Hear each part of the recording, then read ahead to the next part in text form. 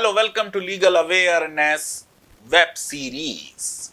Aligarh Muslim university के minority character पर जो सीरीज हम बना रहे हैं उसका आज ये दूसरा वीडियो है। पहले वीडियो में मैं आपको बता चुका हूं कि सर सैयद अहमद खान मुसलमानों की एजुकेशनल बैकवर्डनेस को लेके फिक्रमंद थे। 1869 में कैम्ब्रिज और ऑक्सफोर्ड गए देखने के लिए कि किस तरीके की यूनिवर्सिटी इंडिया में कैम्ब्रिज और ऑक्सफोर्ड के पैटर्न पर बनाई जाए। एक स्कूल बना, कॉलेज बना। सर सैयद के मरने के बाद उनको ट्रिब्यूट यह माना गया सबसे बड़ा होगा कि उस कॉलेज को जिसको वो यूनिवर्सिटी बनाना चाहते थे यूनिवर्सिटी बना दिया जाए। सरकार ने 30 लाख रुपए का रिजर्व फंड क्रिएट करने की डिमांड रखी और कहा कि आपको एफिलिएटिंग पावर्स नहीं होंगी और कहा कि सरकार की रेगुलेशन होगी आपकी यूनिवर्सिटी पर। उतना कंट्रोल तो नहीं होगा जितना सरकारी यूनिवर्सिटीज पर है, लेकिन आप मेल एडमिनिस्टर नहीं कर सकते। ये सारे पॉइंट माइंड में रखिए। बिल पास हो रहा है। 1920 तक हम पिछले वीडियो में आ गए। बिल इंट्रोड्यूस करने के लिए मोहम्मद शफी को चुना गया जो अलीगढ़ से एसोसिएटेड रहे हैं। और जब उन्होंने अपना इंट्रोडक्शन ऑफ बिल की स्पीच कंक्लूड की तो सरकार की तरफ से बताया कि honourable members will also be glad to hear that the government of India hope to be able to give substantial financial assistance to the proposed Muslim university in order to mark their own goodwill towards an institution which they earnestly hope will be a source of immense benefit to Indian Muslims। यह कोई सरकारी university नहीं थी। पटना की तरह, मद्रास की तरह, कलकत्ता की तरह या बॉम्बे की तरह। गवर्नर जनरल जो दिल्ली में नहीं थे आए इस बिल को प्रिजाइड करने के लिए और बिल पास होने के बाद मुस्लिम कम्युनिटी को मुबारकबाद दी। अगर कोई सरकारी बिल है तो फिर किसी कम्युनिटी को क्यों मुबारकबाद दी जाए? अगर कोई सरकारी इंस्टीट्यूशन है तो किसी कम्युनिटी से क्यों बिल ड्राफ्ट कराया जाए, क्यों स्टैट्यूट ड्राफ्ट कराई जाए, क्यों रेगुलेशन ड्राफ्ट कराई जाए? यूनिवर्सिटी बन गई। यूनिवर्सिटी बनने के बाद सरकार का जो ये सब्सटेंशियल फाइनेंशियल कंट्रीब्यूशन था ये कोई 25 to 30% था। यूनिवर्सिटी चलती रही। जो यूनिवर्सिटी एक्ट है उसके बारे में हम आगे के वीडियो में बात करेंगे, लेकिन आज मैं फैक्चुअल हिस्ट्री बता रहा हूं। आज मैं कानून नहीं बता रहा हूं, कुछ इशारे कर रहा हूं कि कौन से फैक्ट एक कानूनी मुद्दे और सवाल में तब्दील हो जाएंगे। देश आजाद हो गया, अंग्रेजी हुकूमत खत्म हो गई, भारत का संविधान लागू हो गया 26 जनवरी 1950 को। अब अलीगढ़ मुस्लिम यूनिवर्सिटी का जो 1920 का एक्ट था उसमें और बनारस हिंदू यूनिवर्सिटी का जो 1915 का एक्ट था उसमें दो प्रावधान ऐसे थे जिनको एक आजाद देश में, एक सेकुलर देश में समझा गया जरूरत नहीं है। जैसे समझा गया कि संविधान सेकुलर है, इसे कहने की जरूरत नहीं है। इसी तरह बनारस में अब यह कहना कि बनारस हिंदू यूनिवर्सिटी की कोर्ट में सिर्फ हिंदू मेंबर हो सकता है। वहां तो ऑलरेडी सब हिंदू ही थे, इसलिए समझा गया ये जरूरी नहीं।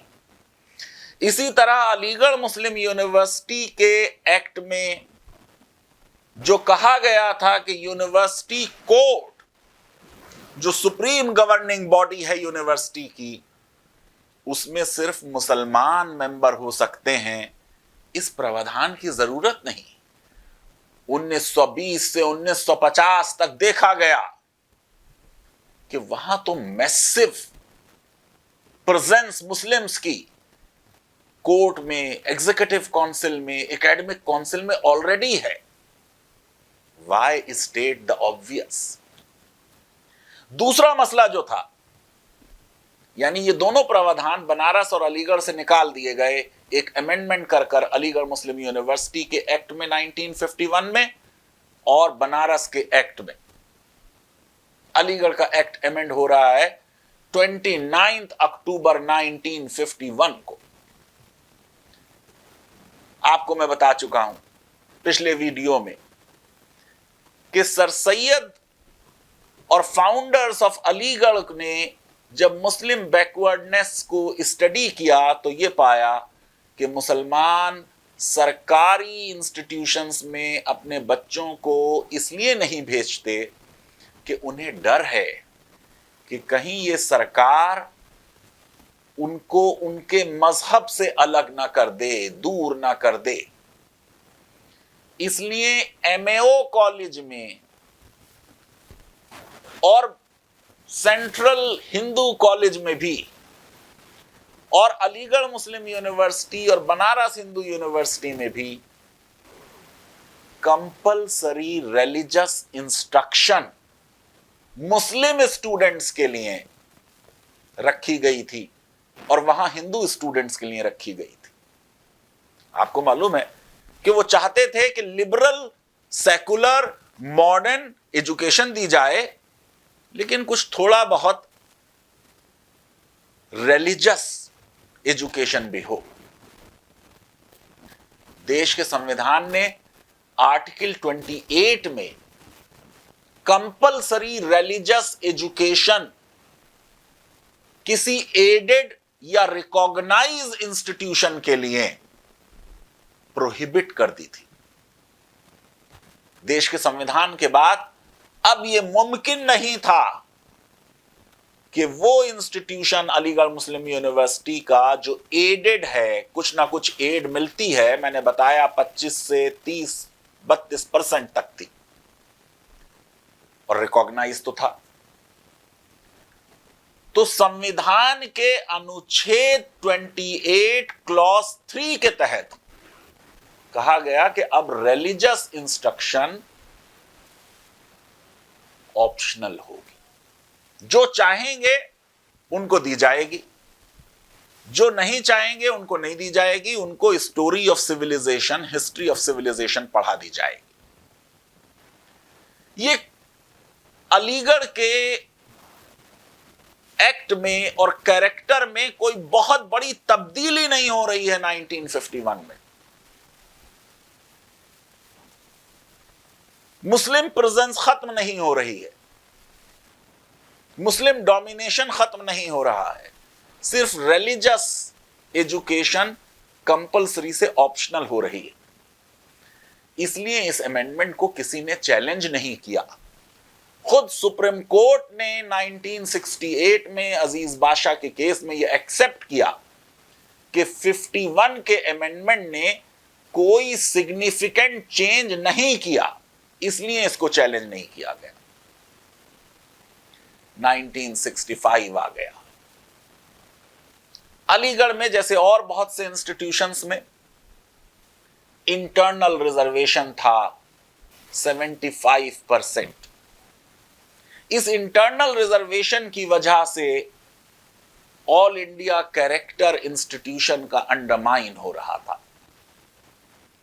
इस इंटरनल रिजर्वेशन की वजह से एहसास हो रहा था कि शायद इनब्रीडिंग हो रही है।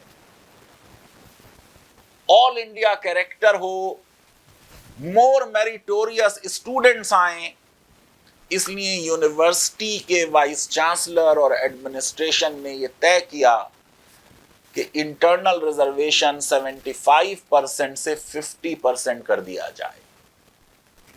आपको बता दूं कि लीगली इंटरनल रिजर्वेशन या इंस्टीट्यूशनल रिजर्वेशन कॉन्स्टिट्यूशनल है। इवन मेडिकल में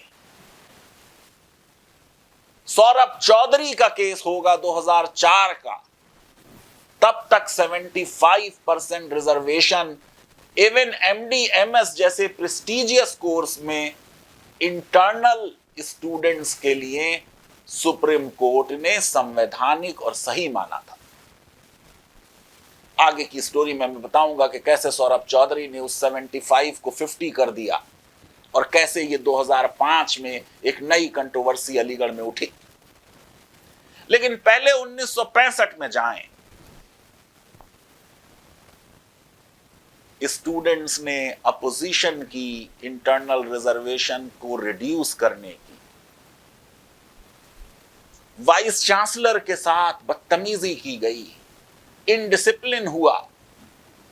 कुछ डिस्ट्रिक्ट एडमिनिस्ट्रेशन ने भी एक्सेसेस कर दी। जो सिचुएशन कंट्रोल की जा सकती थी उसे कंट्रोल नहीं किया गया।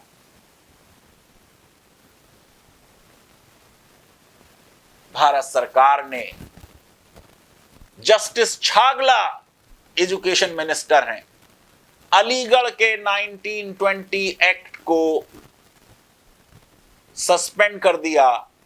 एक ऑर्डिनेंस ले आए और फिर एक एक्ट बन गया, अमेंडमेंट एक्ट 1965 का, जो 22 सितंबर 1965 को पास हो गया। यकीनन जस्टिस छागला ने दोनों हाउसेस में यह बात कही कि यह मेल एडमिनिस्ट्रेशन का मामला है, यह 65 का अमेंडमेंट टेम्परेरी है। और कम से कम 4 बार मैंने उनकी स्पीचेस में से यह जुमला नोट किया कि मैं यूनिवर्सिटी के कैरेक्टर को नहीं बदल रहा। लेकिन चंद लोग, जिसमें अजीज बादशाह आगे आगे थे, वो सुप्रीम कोर्ट चले गए और उन्होंने कहा कि ये जो 1965 का अमेंडमेंट है, इसने पूरी की पूरी यूनिवर्सिटी कोर्ट के ऑलमोस्ट ऑल 44 मेंबर्स, जो पहले डेमोक्रेटिकली डिफरेंट कैटेगरीज से इलेक्ट होके आ रहे थे, अब नॉमिनेटेड बना दिए प्रेसिडेंट ऑफ इंडिया या भारत सरकार के। और यूनिवर्सिटी एग्जीक्यूटिव काउंसिल के सारे मेंबरान प्रेसिडेंट ऑफ इंडिया के नॉमिनेटेड बन गए। यानी यूनिवर्सिटी कोर्ट और यूनिवर्सिटी एग्जीक्यूटिव काउंसिल में अब सारे मेंबर वो होंगे जिनको भारत सरकार की तरफ से राष्ट्रपति एज विजिटर नॉमिनेट करेंगे। ये एक बहुत बड़ा चेंज था जिसको अजीज बादशाह ने चैलेंज किया। दूसरे, यूनिवर्सिटी कोर्ट जो कि सुप्रीम गवर्निंग बॉडी थी 1920 के एक्ट के हिसाब से, उसको अब एक एडवाइजरी बॉडी बना दिया गया। ये वो चेंजेस थे जिनको चैलेंज किया गया सुप्रीम कोर्ट में। रिट पेटिशंस फाइल हुई और इन रिट पेटिशंस ने 51 का अमेंडमेंट भी चैलेंज कर दिया गैर जरूरी तौर पर, और 65 का तो चैलेंज किया ही। 1968 में सुप्रीम कोर्ट ने एस अजीज बादशाह वर्सेस यूनियन ऑफ इंडिया का फैसला दिया, इन रिट पेटिशंस को डिसमिस किया, और वो फैसला दिया जिसको बड़े बड़े संविधान विदों ने कहा कि it is productive of great public मिसचिफ and must be over ruled. देखना यह है कि क्या 2024 के नवंबर में सुप्रीम कोर्ट ऑफ इंडिया की एक 7 जजेस की बेंच 1968 के 5 जजेस बेंच के जजमेंट को ओवर रूल करेगी। ये वेब सीरीज उस कहानी और उस सवाल से आपको अवगत करा रही है। ये जजमेंट अजीब था। फंडामेंटल राइट्स जिनको वाइडली इंटरप्रेट किया जाना चाहिए, उसको नैरोली इंटरप्रेट किया गया। सुप्रीम कोर्ट ने फैसला कर दिया कि अलीगढ़ मुस्लिम यूनिवर्सिटी मुसलमानों ने एस्टेब्लिश नहीं की, और क्योंकि उन्होंने एस्टेब्लिश नहीं की तो उनको एडमिनिस्टर करने का अधिकार नहीं है। आइए समझते हैं कि आर्टिकल 30 जो देश का संविधान का एक फंडामेंटल राइट है, और बड़ी जिम्मेदारी से कह रहा हूं, एक संविधान के अध्यापक की हैसियत से कह रहा हूं, बाकी फंडामेंटल राइट्स की जो रेस्ट्रिक्शंस हैं वो तो संविधान में फंडामेंटल राइट्स में चैप्टर में लिखी हैं। जैसे कहा, no one shall be deprived of his life or personal liberty except according to the procedure established by law। यानी प्रोसीजर एस्टेब्लिश बाय लॉ है तो राइट टू लाइफ और पर्सनल लिबर्टी कर्टेल हो सकता। फ्रीडम ऑफ रिलीजन में आए तो बोला subject to public order, health, morality and other provisions of this part. यानी freedom of religion subject to public order है, हेल्थ है, मोरालिटी है, and subject to all other fundamental rights. Freedom of speech में आए तो article 19 clause 2 में reasonable restrictions in the name of sovereignty and integrity of India, public order, decency, morality, contempt of court, 9 restrictions हैं जो संविधान में लिखी। अनुच्छेद 30 अकेला ऐसा फंडामेंटल राइट है जिसके लिए संविधान बनाने वालों ने सलाम है उस बड़े विजन के लोगों को जिन्होंने अल्पसंख्यकों के अधिकारों को संविधान में किसी रेस्ट्रिक्शन को मेंशन नहीं किया। यानी article 30 is not subject to any restrictions as far as the text of Article 30 is concerned। बाद में सुप्रीम कोर्ट ने कह दिया कि अगर कोई माइनॉरिटी इंस्टीट्यूशन है तो म्युनिसिपल रेस्ट्रिक्शंस, हेल्थ रेस्ट्रिक्शन से बाउंड है। जाहिर है कि कोई माइनॉरिटी इंस्टीट्यूशन ये नहीं कह सकता कि हम एडिक्वेट टॉयलेट्स प्रोवाइड नहीं करेंगे, या म्युनिसिपल बोर्ड की जो कंस्ट्रक्शन की रेस्ट्रिक्शंस हैं उनको नहीं मानेंगे। उस सेंस में वो एब्सोल्यूट नहीं है। अदरवाइज टेक्सचुअली स्पीकिंग संविधान को अगर पढ़ेंगे तो आर्टिकल 30 एब्सोल्यूट है। आर्टिकल 30 क्या है? Minorities whether based on religion और language shall have the right to establish and administer educational institutions of their choice। Supreme court ने 1957 के Kerala education bill advisory opinion है, साफ तौर से कहा कि जो इसमें सबसे महत्वपूर्ण शब्द है वो तो चॉइस है। माइनॉरिटीज की ये पावर है कि अपनी चॉइस को जितना चाहें बढ़ा लें, जिस तरह का चाहे एजुकेशनल इंस्टीट्यूशन बना लें। और अजीज भाषा में खुद सुप्रीम कोर्ट ने कहा कि एजुकेशनल इंस्टीट्यूशन का मतलब तो यूनिवर्सिटी है। ये तो बड़ी अजीब बात हो जाएगी अगर एजुकेशनल इंस्टीट्यूशन का मतलब ये लिया गया कि उसमें यूनिवर्सिटी शामिल नहीं। और देखिए कि ये जो आर्टिकल है ये लिंग्विस्टिक माइनॉरिटी और रिलीजियस माइनॉरिटी को बराबर का अधिकार देता है। सुप्रीम कोर्ट ने कहा कि माइनॉरिटी राज्य के स्तर पर डिफाइन होगी, यानी अगर यूपी का कोई ब्राह्मण तमिलनाडु में जाए और हिंदी मीडियम कोई इंस्टीट्यूशन बनाए तो वो अल्पसंख्यक संस्थान होगा। देश के कई राज्य ऐसे हैं, मैंने बार बार लिखा है कि हिंदू भी रिलीजियस माइनॉरिटी हैं। कुछ नॉर्थ ईस्टर्न स्टेट्स में, पंजाब में, कश्मीर में, लक्षद्वीप में। और लिंग्विस्टिक माइनॉरिटी तो वो डेफिनेटली कहीं भी हो सकते हैं। बहुत से हिंदू सिंधी माइनॉरिटी इंस्टीट्यूशन तो दिल्ली में हैं, उनके केसेस सुप्रीम कोर्ट तक गए हैं।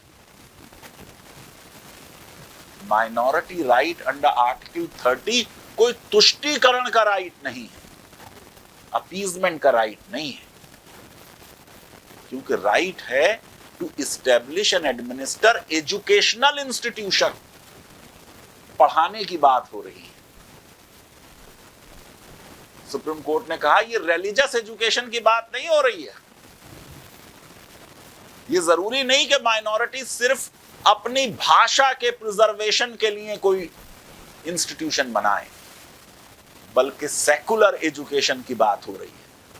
वास्तव में तो रिलीजियस इंस्ट्रक्शन और रिलीजियस एजुकेशन के लिए तो आर्टिकल 26 है जो सबको अधिकार देता है, सारे सिटीजन को अधिकार देता है। मदरसे तो आर्टिकल 26 के तहत बनते हैं। तो शब्द था कि minorities shall establish and administer. सवाल यह था कि क्या अलीगढ़ मुस्लिम यूनिवर्सिटी मुसलमानों ने एस्टेब्लिश की? सुप्रीम कोर्ट ने 1968 में जो एनालिसिस की अलीगढ़ मुस्लिम यूनिवर्सिटी एक्ट की, 1920 के एक्ट की, उसकी बुनियाद पे कहा कि नहीं, आपने नहीं एस्टेब्लिश की। सुप्रीम कोर्ट ने कहा कि जो एमएओ कॉलेज है ये न्यूक्लियस है अलीगढ़ मुस्लिम यूनिवर्सिटी का, लेकिन कोई यूनिवर्सिटी नहीं थी 1920 से पहले।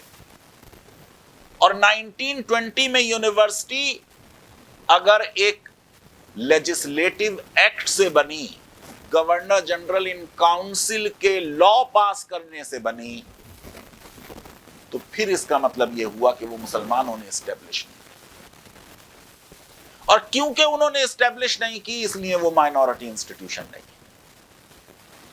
सुप्रीम कोर्ट के सामने 2024 में जो फैसला आने वाला है, उसमें यह सबसे बड़ा पॉइंट होगा कि आर्टिकल 30 में जो शब्द इस्टेब्लिश है, इसका अर्थ क्या है। क्योंकि अजीज बादशाह के चंद साल बाद ही एक 6 जजेस की बेंच ने very very reverend mother provincial में कहा कि इस्टेब्लिश का माने टू फाउंड भी है। अजीज बादशाह ने उसके माने लिए थे टू ब्रिंग इनटू एग्जिस्टेंस। जो डिक्शनरीज अजीज बादशाह ने कोट की थी, उसमें टू फाउंड भी उसका एक मीनिंग दिया हुआ था, लेकिन उन्होंने नैरो मीनिंग लिया। देखना है कि क्या सुप्रीम कोर्ट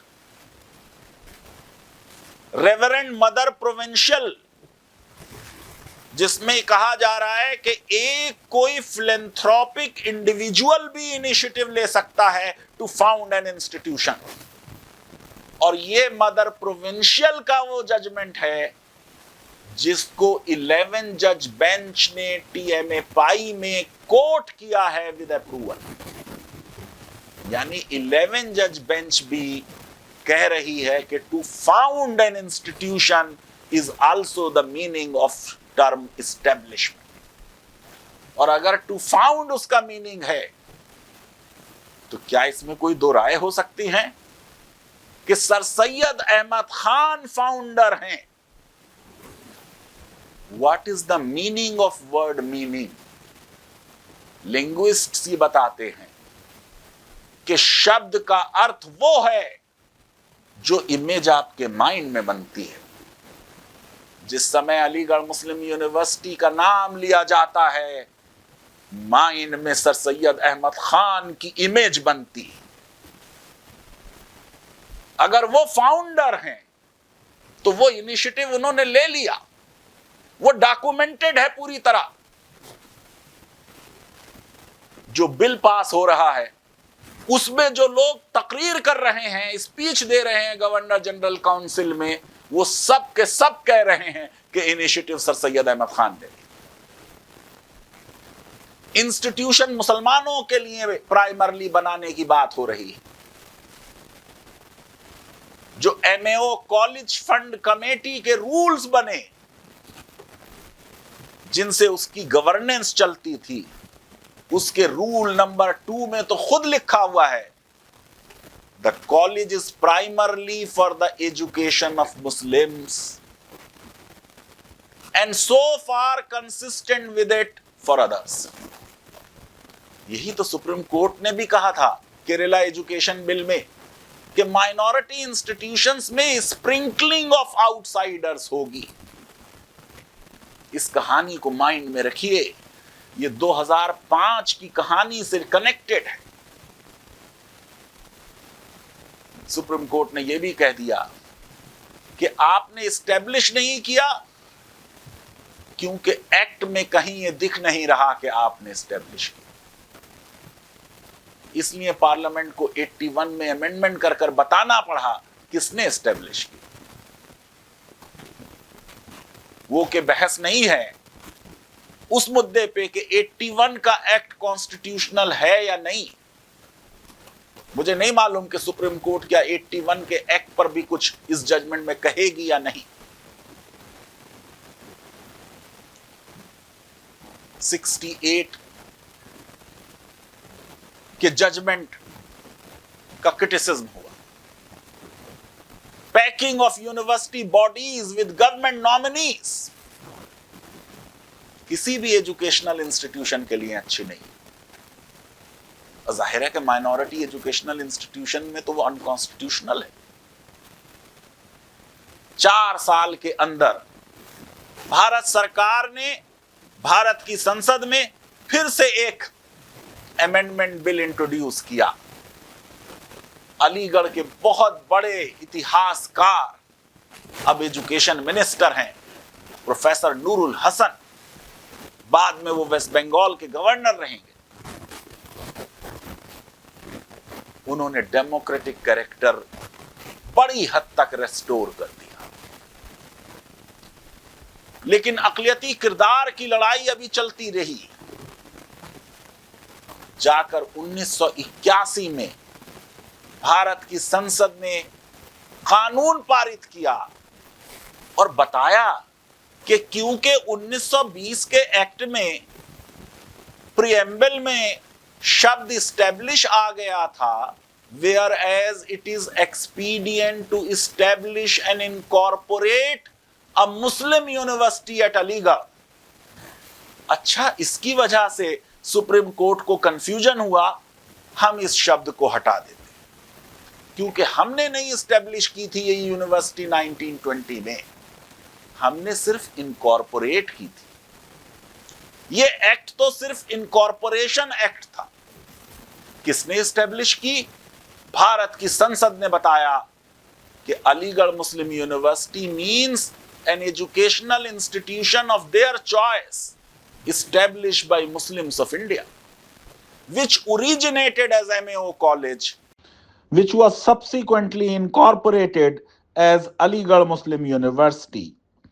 अगले वीडियो में हम 1968 के सुप्रीम कोर्ट के जजमेंट की बात करेंगे। लीगल अवेयरनेस वेब सीरीज अगर आपको पसंद आती है तो मेरी रिक्वेस्ट है कि हमारे इस वीडियो को वाइडली शेयर करें, हमारे चैनल को सब्सक्राइब करें और बेल आइकन और लाइक जरूर क्लिक करें। बहुत बहुत शुक्रिया, धन्यवाद, थैंक यू वेरी मच।